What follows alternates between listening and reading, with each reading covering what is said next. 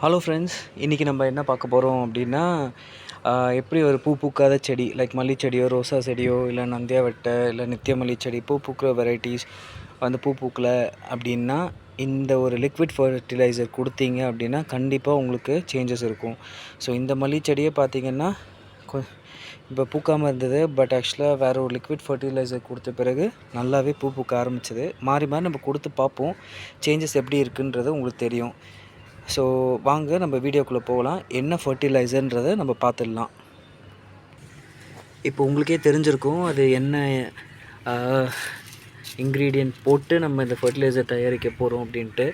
So நம்ம வீட்டிலையே இருக்கிற அந்த ஆனியன் வேஸ்ட், அந்த ஆனியன் தோலில் இருக்கிற சத்துக்கள் வச்சே நம்ம பூச்செடியை நம்ம நல்லாவே பூ பூக்க வைக்கலாம். இது நான் ட்ரை பண்ணியிருக்கேன், உங்களுக்கு ரிசல்ட்டும் நான் காமிக்கிறேன். நான் சொன்ன மாதிரி இது மாதிரி ஆனியனோட வெளித்தோல் இல்லை ஆனியனோட இந்த பீல்ஸு நம்ம தூக்கி போடுறது எல்லாமே நம்ம சேகரித்து வச்சுப்போம். 1 or 2 days. இல்லை சின்ன வெங்காயம் வாங்கினீங்க அப்படின்னா கூட நீங்கள் இப்படி தான் உரித்து வைப்பீங்க. அந்த ஆனியனோட வேஸ்ட்லாம் எடுத்து வச்சுக்கிட்டு இங்கே பாருங்கள், எந்த அளவு இருக்கோ கொஞ்சமாக இருந்தால் கொஞ்சமாக தண்ணியில், இல்லைன்னா கொஞ்சம் நிறைய இருந்துச்சுன்னா அதுக்கேற்ற மாதிரி அளவு தண்ணியில் நம்ம டிப் பண்ணி வச்சுக்கலாம். இது ஆக்சுவலாக தண்ணியில் நம்ம ஊற வைக்கணும். ஒரு 2 or 3 days, இல்லை மேக்ஸிமம் ஒரு 5 days ஊற வச்சிங்க அப்படின்னா தண்ணியோட கலரே மாறிடும். நான் உங்களுக்கு காமிக்கிறேன். ஆக்சுவலாக எடுத்து வச்சுருக்கேன் இந்த தண்ணியை இன்றைக்கி சரி செடிக்கு ஊற்றலாம் அப்படின்ட்டு. இங்கே பாருங்கள், இப்போ இந்த தண்ணியை பார்த்தீங்கன்னா கலரே உங்களுக்கு மாறிடுச்சு. இது கொஞ்சம் நிறையவே சின்ன வெங்காயம் தோல் இருந்தது. அது அப்புறம் வீட்டில் யூஸ் பண்ண அந்த வெங்காயத்தோல் எல்லாமே நாங்கள் சேகரித்து வச்சு இந்த தண்ணியில் நாங்கள் டிப் பண்ணி வச்சுருந்தோம். அது ஆக்சுவலாக பார்த்தீங்கன்னா ஒரு 1 week போல் இருந்தது. 1 weekலேயே பார்த்தீங்கன்னா நல்ல கலர் மாறிடுச்சு. இங்கே பாருங்கள், நல்ல பிளாக் கலர், ஒரு மாதிரி ப்ரௌனிஷ் பிளாக் அந்த கலரில் இருக்குது. அந்த ஸ்மெல் ஆக்சுவலாக எனக்கு இருக்குது, அந்த ஆனியன் ஸ்மெல் நல்லாவே அதில் தெரியுது. இது அப்படியே கொடுக்கக்கூடாது, ஏன்னா ரொம்ப பவர்ஃபுல் இது அப்படியே நம்ம டைல்யூட் பண்ணி கொடுக்கணும். ஸோ இது ஓரளவு கலர் மாறுற அளவுக்கு 1:5 இல்லைனா 1:10 நீங்கள் நிறைய தண்ணி ஊற்றினாலும் பரவாயில்ல. பட் இப்படியே அது கொடுக்கக்கூடாது, ஏன்னா அது ஆக்சுவலாக திக்காக இருந்தது. நான் கொஞ்சம் தண்ணி ஊற்றி வச்சுருக்கேன் கொடுக்கணும் அப்படின்னு சொல்லிட்டு. ஸோ ஈவினிங் நான் கொடுக்க போகிறேன்.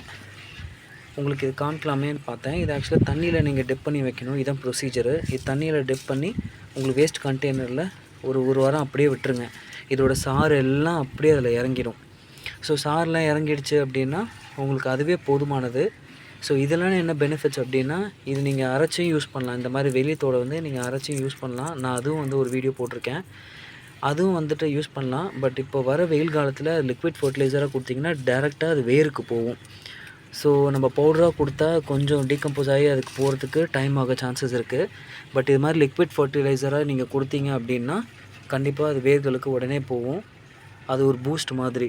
ஸோ உங்களுக்கு சேஞ்சஸ் நல்லாவே தெரியும். ஸோ இங்கே வச்சுருக்க செடியெல்லாம் மல்லிச்செடி, இந்த ஃப்ளவரிங் பிளான்ட்ஸ் தான் நிறையா வச்சுருக்கேன். அதெல்லாம் பார்த்திங்கன்னா இது இந்த மாதிரி டிஃப்ரெண்ட்டாக fertilisers like once in a week இல்லை ஒன்ஸ் இன் 10 days நீங்கள் மாறி மாறி கொடுக்க அது நல்லாவே பூக்க ஆரம்பிக்கும். பட் எதுவுமே கொடுக்கல அப்படின்னா அதோடய வளர்ச்சி கம்மியாக தான் இருக்கும். ஸோ இது நீங்கள் ட்ரை பண்ணி பாருங்கள், இது பெஸ்ட் ரிசல்ட் கொடுக்கும். எஸ்பெஷலி ரோஸ் செடிக்கு இது நல்லாவே பூ பூக்கிற தன்மையை அதிகப்படுத்தும்.